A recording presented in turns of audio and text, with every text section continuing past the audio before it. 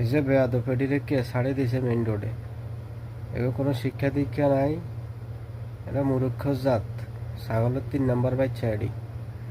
ওই যে টিফু না টুফু, এই টিফুর উস্কানি আর এসে ওই যে হাসনাত আবদুল্লাহ উপদেষ্টা যারা আছে এরা এগোরে উস্কাই দিছে, উস্কাই দিয়া বাঘের লাজের ভিতরে তারা একটু খোঁচা মারি চায় আর কি, যে বাঘ কি ঘুমাইছে না জাগ না আছে।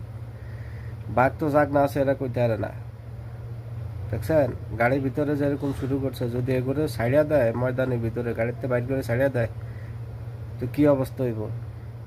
গাড়ির ভিতরের অবস্থা দেখছেন, এরপর আবার বাইরে লাফায় গালাগালি করে। আসলে বেয়াদব তো এরা তো। কুমিল্লার অনেক লোক আছে আমগুলাকে প্রবাসে, কত ভালো, কত আচার আচরণ কত ভালো, আর দেখো এই বেয়াদবরা কত নেইছে। এরাই তো কলঙ্ক, এরাই কুমিল্লা শহরটা নষ্ট করছে, এরা এগো কারণে তো আজকে কুমিল্লা জেলার বদনামি।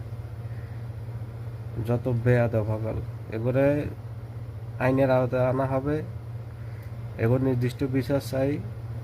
আর নোয়াখালী বিভাগ চাই, ইনশাল্লাহ হবে নোয়াখালী বিভাগ। আর তোরা তোগো আবদার যেটা, তোরা তোকে আন্দোলন কর, আমরা আন্দোলন করি, তোরা আন্দোলনের গাড়ির সামনে মূর্তি আজকে। খবরদার, সাবধান হইয়া যা এখনই।